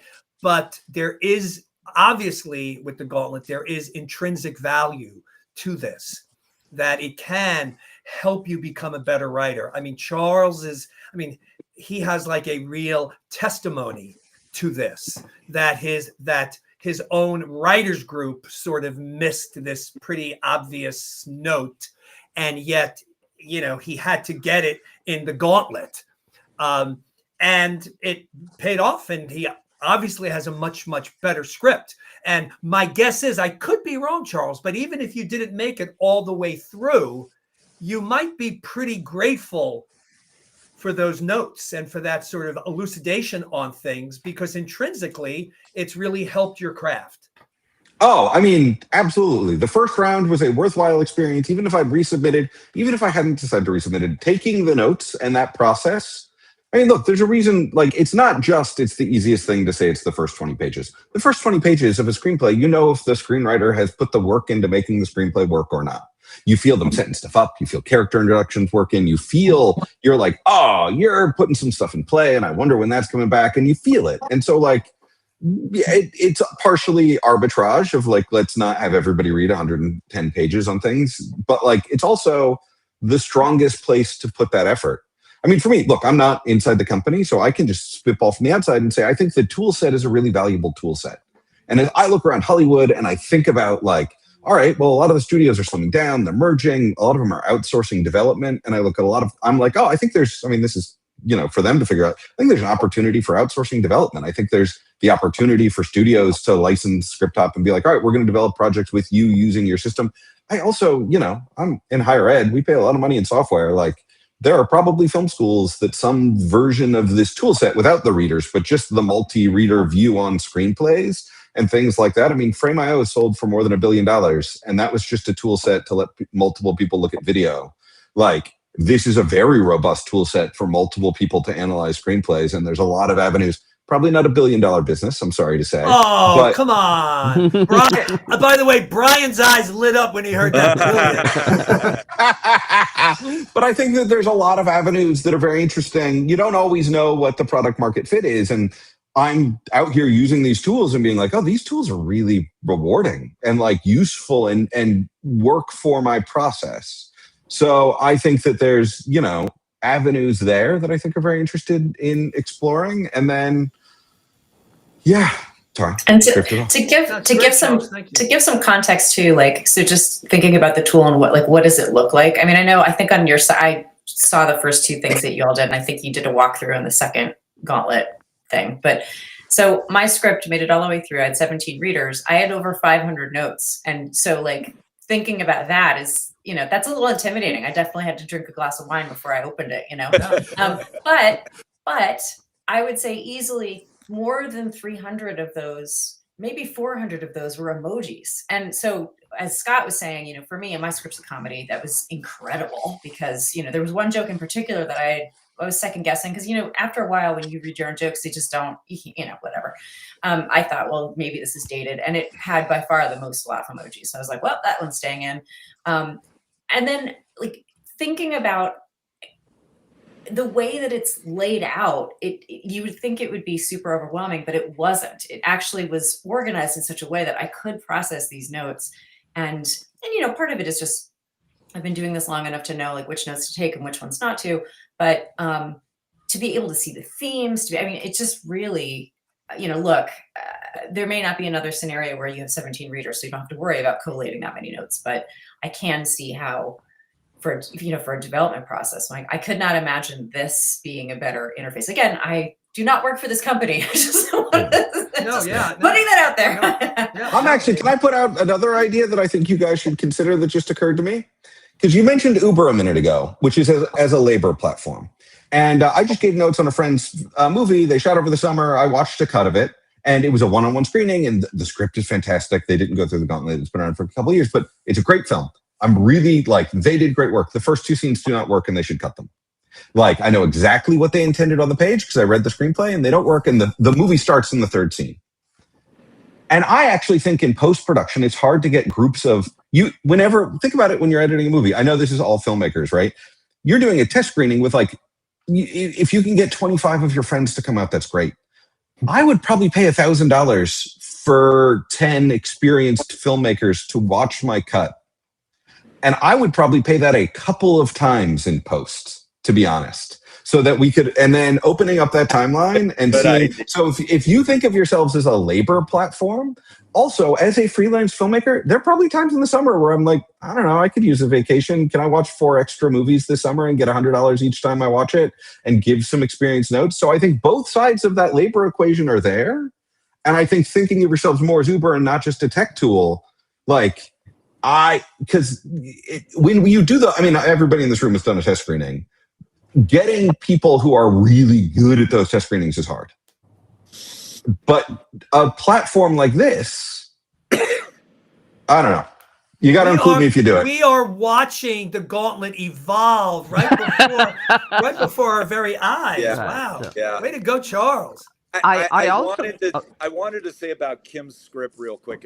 By the way, we didn't pay her to say anything nice about us, but I wanted to say something nice. She knows this, but I have literally performed a scene that I love so much from her script about NFTs, medieval NFTs. I literally performed that in like Shane Black's kitchen to some producer. I was like, you got to read this. And I was like practically doing the voices of this ridiculous, idiotic Duke who's like, he owns this tiny painting. The idea. Don't give it away. Sorry. Yeah. Okay. No, but here's the thing about it. I love it so much. It's so effing funny that I've performed that at parties. So more than one. I think the thing I have noticed about the scripts that got through is that, I mean, I read Kim's script last night. I sat down in the living room and I opened it up and I started reading it, and then all of a sudden, oh, that's what she's gonna do. Okay. And I literally like sat up and go, okay, let's see if she takes me for that ride. And she did, because you start reading these scripts and you realize you're in the hands of someone who knows how to tell a good story on the page. And I think that sort of might be the difference in the scripts that may not make it and the scripts that do, because you all of a sudden realize, I have read 3 scripts from pro writers that was sent to me. They're all friends of mine. They sent me their scripts recently, and they're fantastic. They're like, oh, wow, yes, you're in the hands of someone who knows how to do this. And I think that's the same impression I got when I read Charles's script the second time and Kim's script last night, is that, okay, so this is how she's going to do this. And it was unconventional, but it was fun. And that's why it reminded me a lot of Kiss Kiss. Is like, okay, that's what she's trying to do with this, and it was a blast to read. And the jokes came, and they were funny on the page, and I was laughing.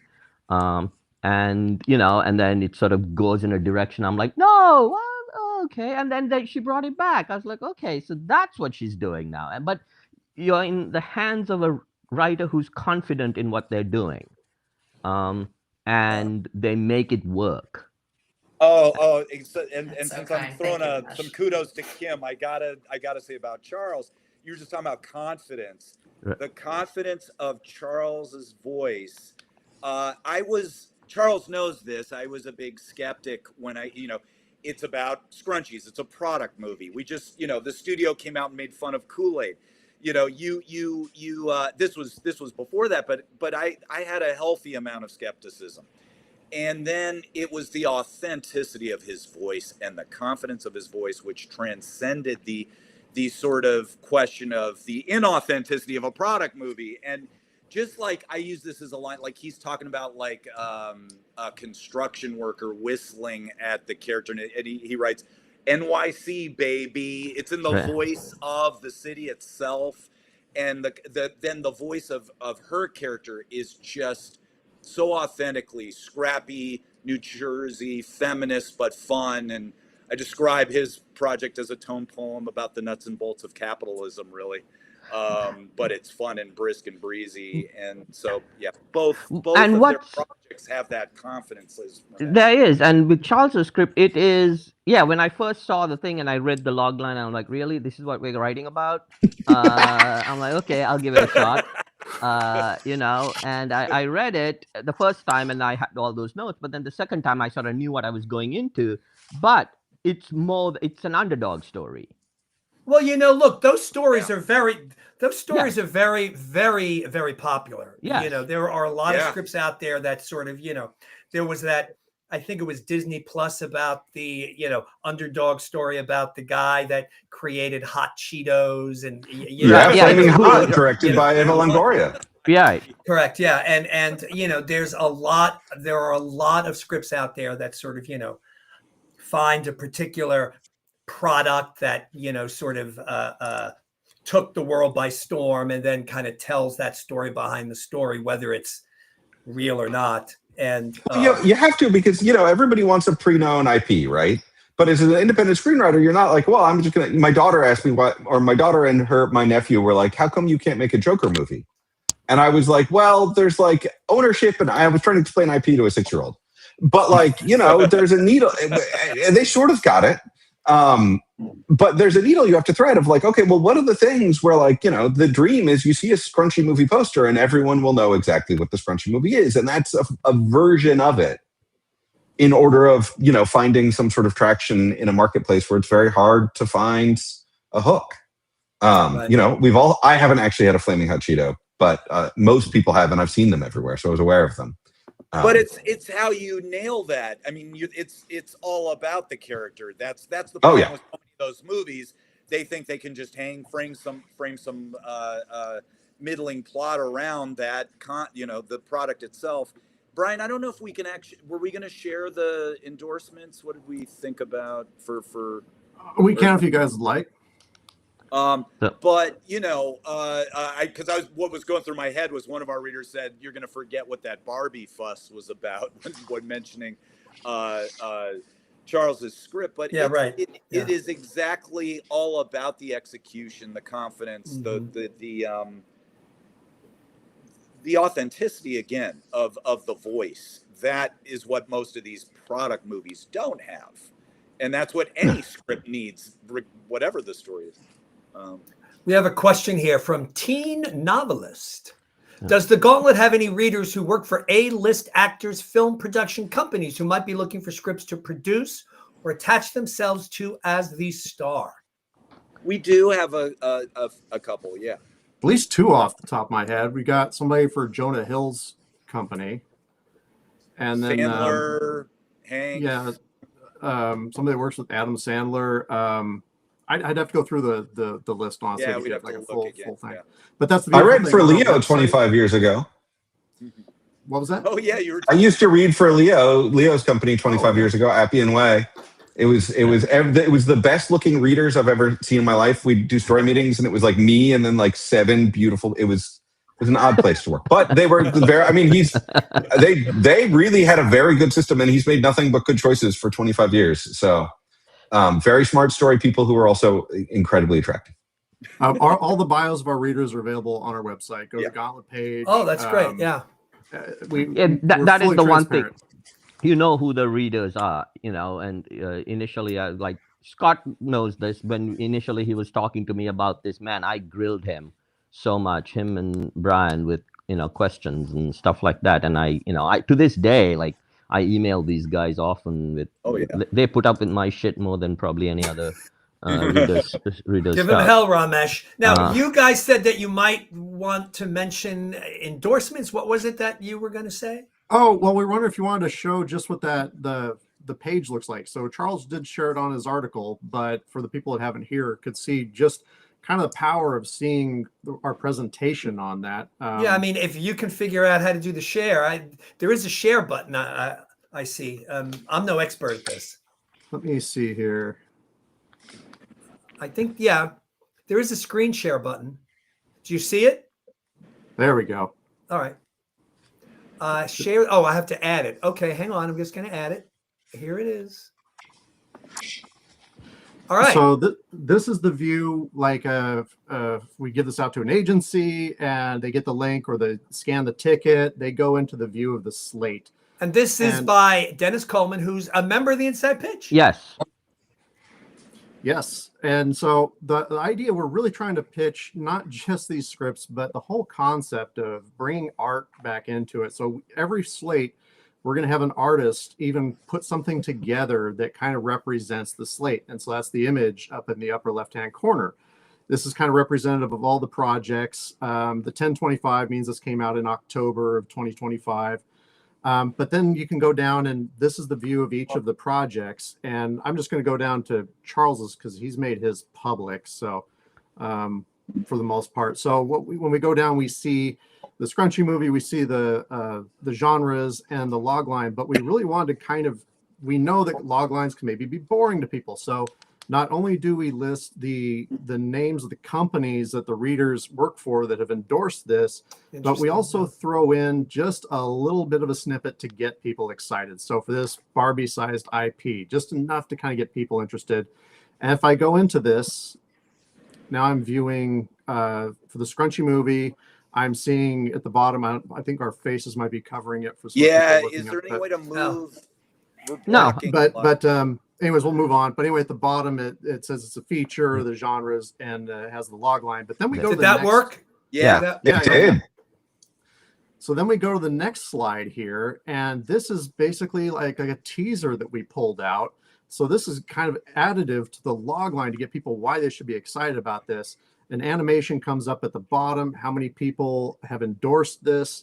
The script has been endorsed by, again, these companies. And then at that point, you can either click the button or scroll down.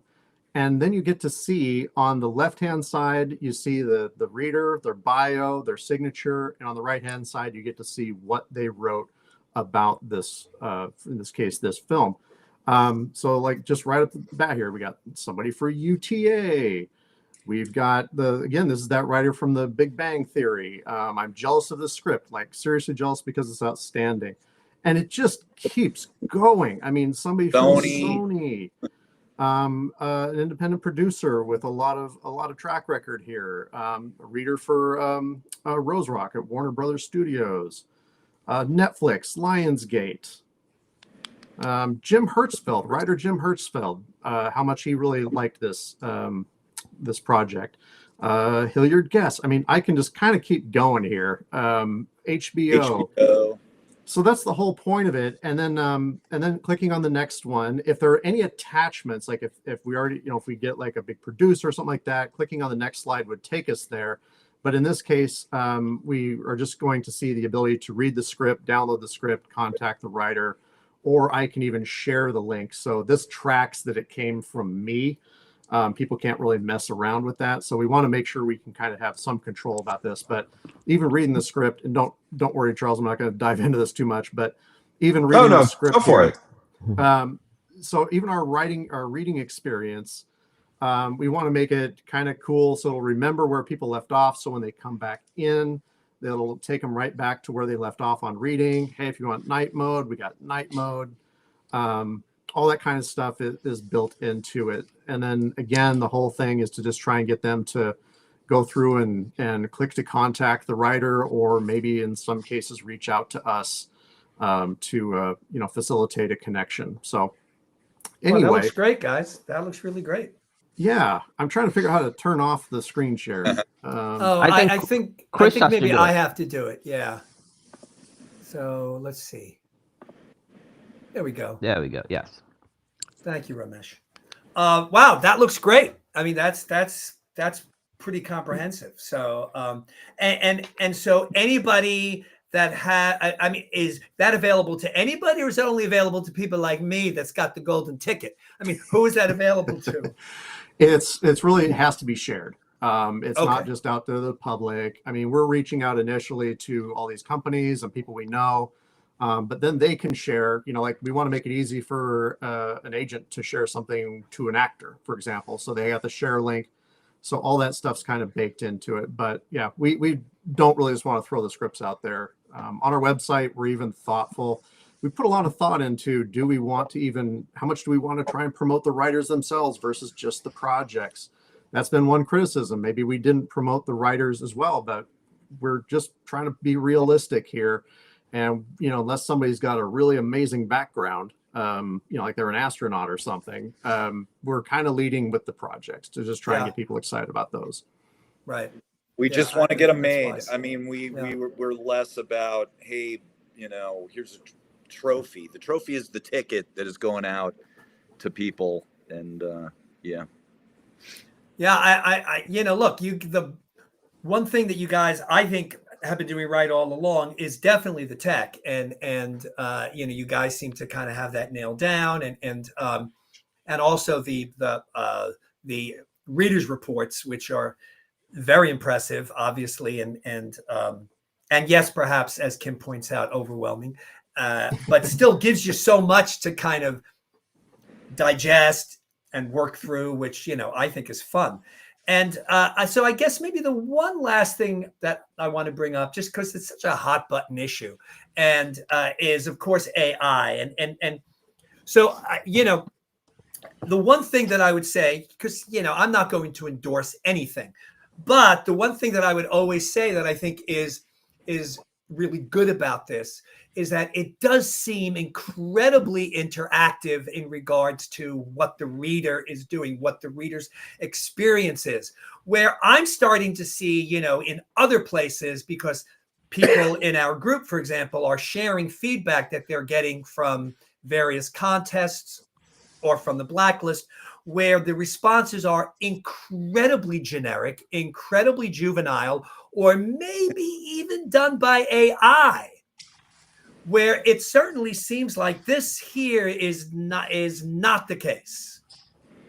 No, so first off, it starts the script is contained in a platform that nobody can download the script and upload it to AI.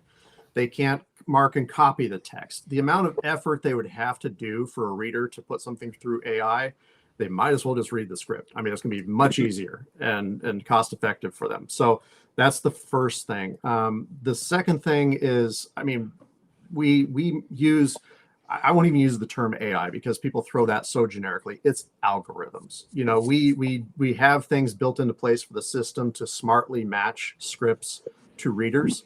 We have that in place. Another area where we're using human people beyond just readers is at the end of when a script, whether it's level 1 or level 3, we hire somebody that is definitely a proficient reader, has had a lot of experience, to go through and look through all of the notes and everything that's been put on the script.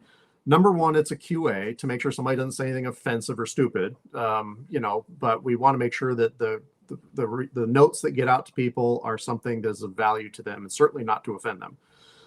But then also that person's job is to try and find, using our technology as well, find where the overlap is and write a nice overview statement.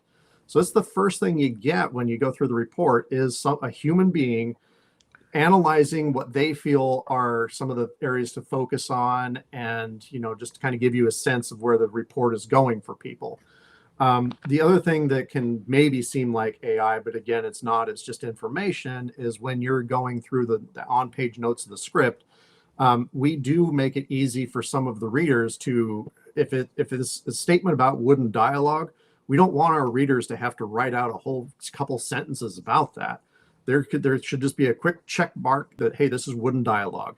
And then what we have done on the back end is we write up a whole thing about what that means, how to improve on that, and all that kind of stuff. So the reader just has to check mark, and then we've gone to the extra effort of putting that information in there. So people will see that in the platform as well. And I wanted to speak to what Brian was just saying about those overviews. Brian knows, I've told him, the overview is worth the price of admission. It is basically an essay with a thesis about what to focus on. So and it's honestly even evolved beyond, I think, when Kim got it. There's more attention on that overview part of it, because it really is sort of your action items as a writer of what you should focus on in your revision. What will get it? What will improve that?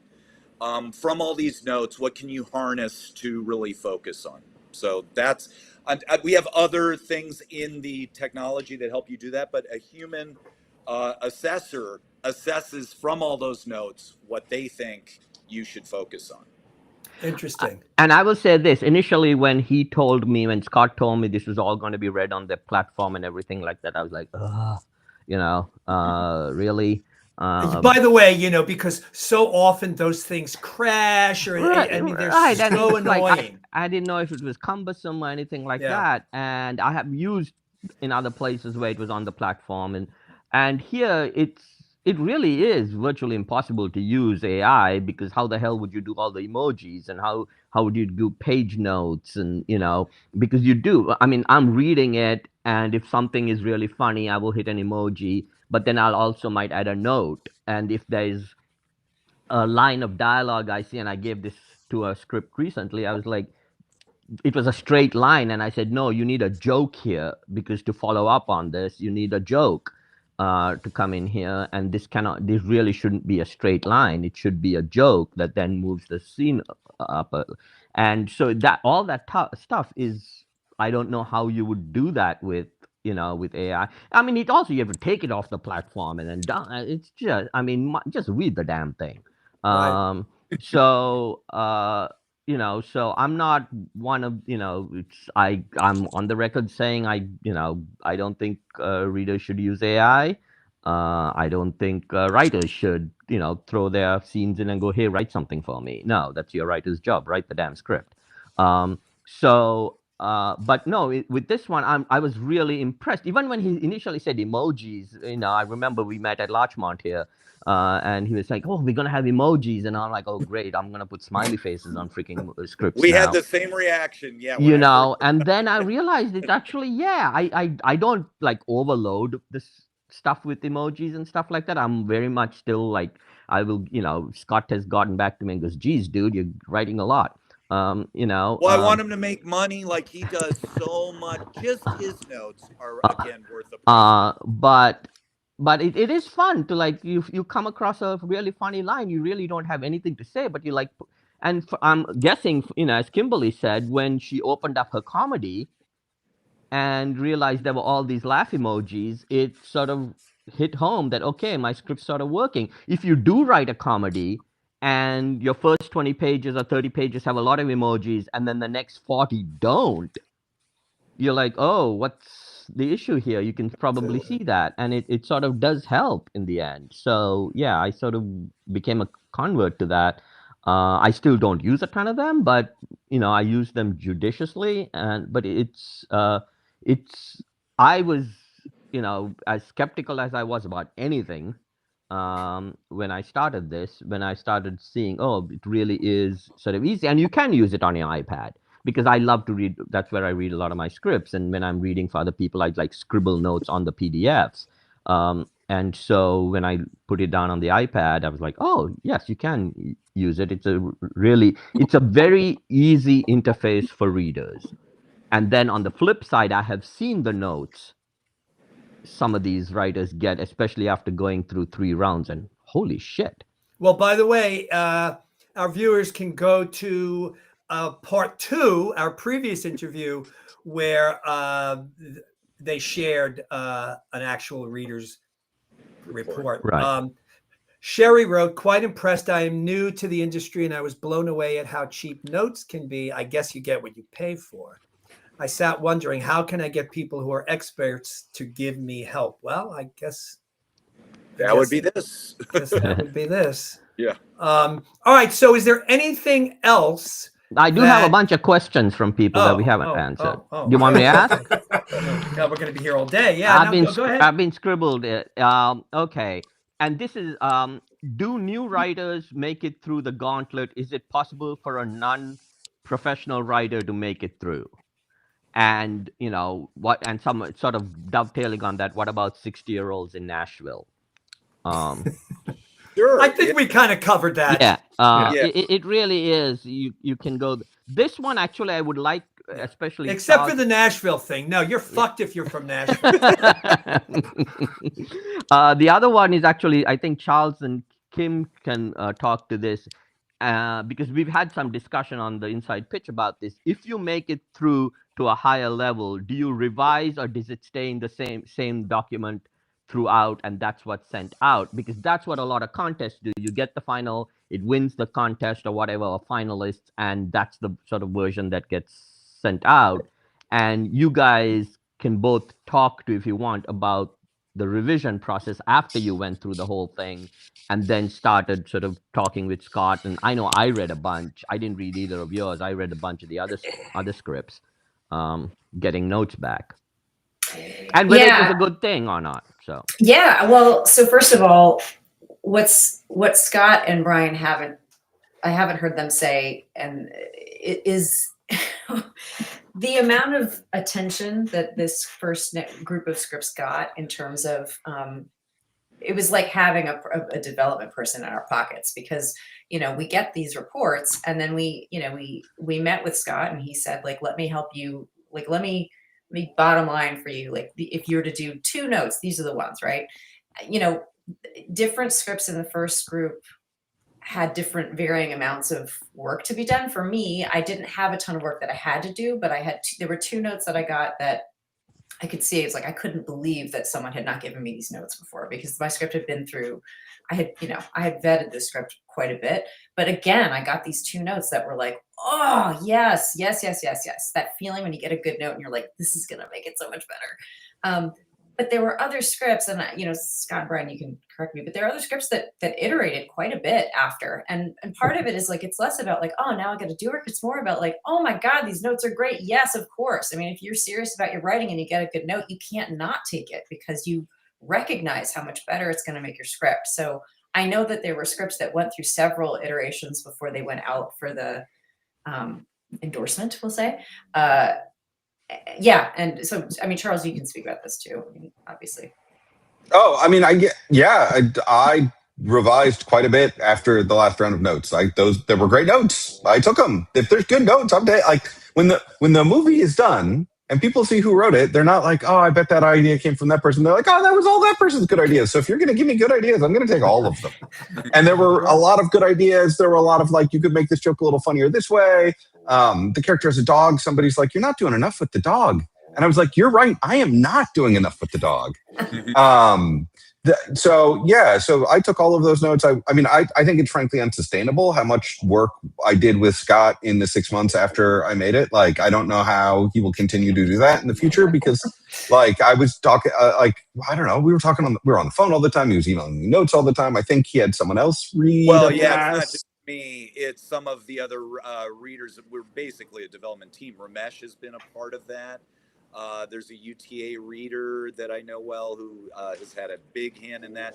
I've had Lucasfilm and HBO reader work with Dennis. So it just depends. And yeah, certainly I can't do it all. But I do a lot. I care about all the projects, so I want to know what's going on with all of them. Yeah, so Sherry asked, to be clear, do you revise between levels? No, but at the end, when when we got a report, I mean, the amount of passion and energy that these 2 guys have put into our projects, like, they want us to make these films. They want these films to be made. And so, it wasn't just the notes that we got by going through. There were rounds of notes that came after. I mean, you think like, oh, well, when are you going to be done? Well, you're done when you're done. You're done when there are no more good notes. I got a note at Shane's party. One of the readers I was talking to at Shane's party and was like, I've been thinking, and we had like a long conversation, and then I emailed you and I was like, I know we're about to go live, but I got this great note at your party from one of the readers who remembered my script, and I really think it's worth taking, and I worked on it, and that was like, theoretically we were supposed to be launching like the next week. It was like 2 or 3 weeks later, but like, yeah, the notes were coming in hot and heavy to the end. Right. I know I read, I want to say 3 of the 9, because Scott would send me, he's like, hey, can you read this? And I'd read the script and I go, yeah, I have it, try this. And he'll send it back and goes, yeah. And then he'll send me back another revised draft and he goes, what do you think now? And then I'd sit and I'd read it overnight. And sometimes he'll say, can you have this to me in a few hours? And I'm like, okay. All right. I'll sit down and I'll read it. And I read it all day is pretty much what I do. So yeah, but it was interesting to see that process, because as a reader, my goal is to make the script better.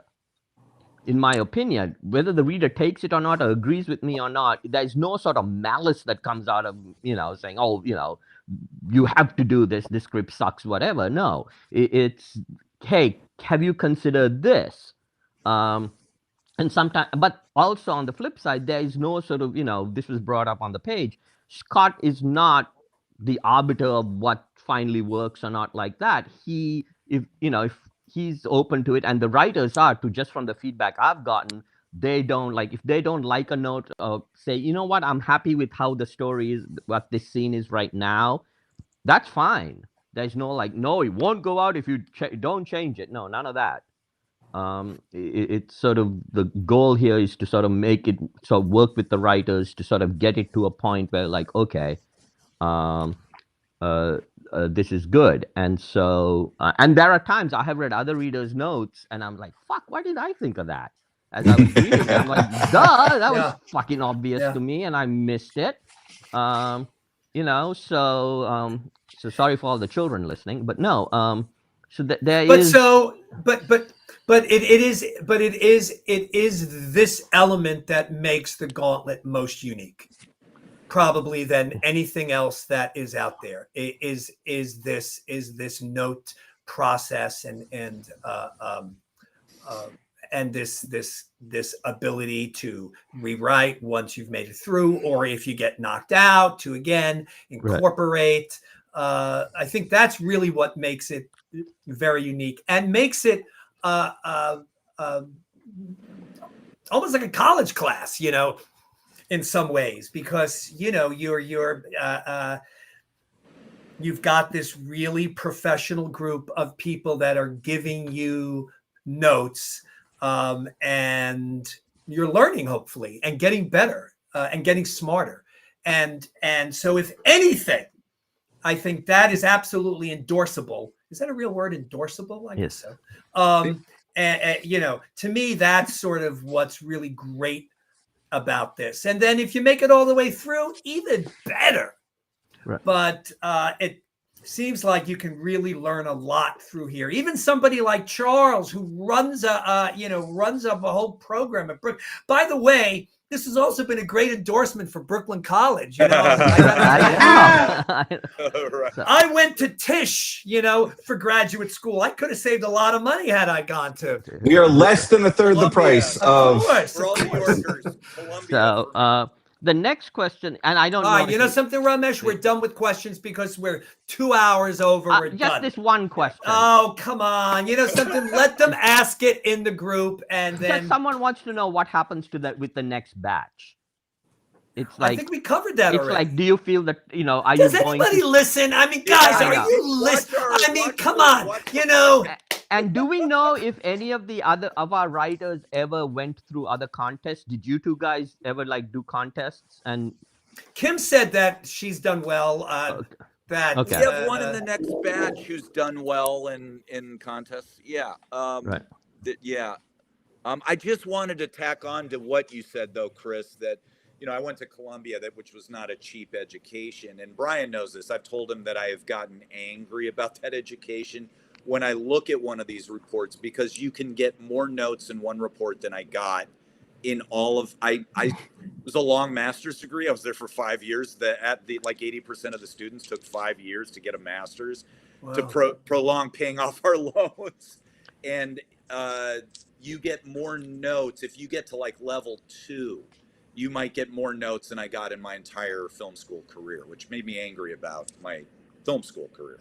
Yeah, so it might be worth it to save your pennies and when your script is ready. All right, is there anything that we left out that anybody wants to say before we part ways? Just make sure your script is ready. All right, make sure your script is ready.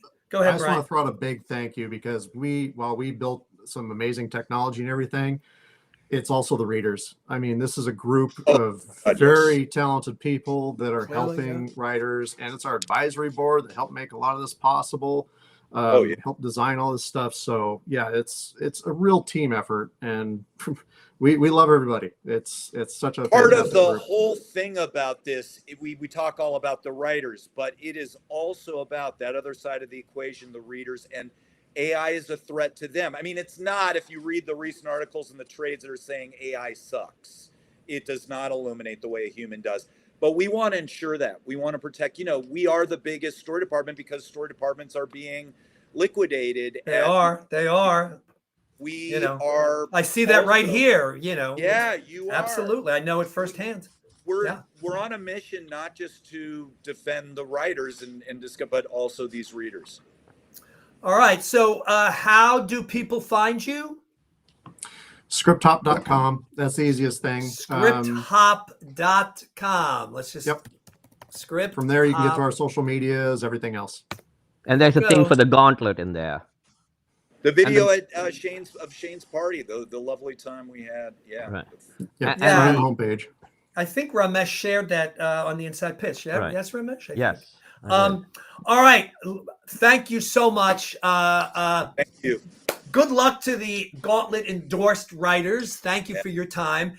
And of course, to our Gauntlet founders. This is our third interview. I really am grateful for you guys, coming here and sharing. And again, really sort of opening up and being honest about the process. I mean, you guys are definitely the real thing, and of course you got Ramesh. So Yes, that's the highest endorsement ever. No. Shout out to Ramesh, who Doesn't get any better than that. Yeah. So thank you guys. Thank you for those of you who stuck it out with us for 2+ hours today.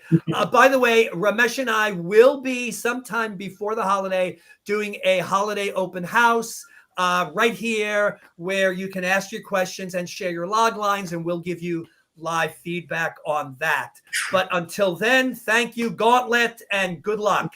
Thank you. Bye. Thanks, guys. Thank See you. you.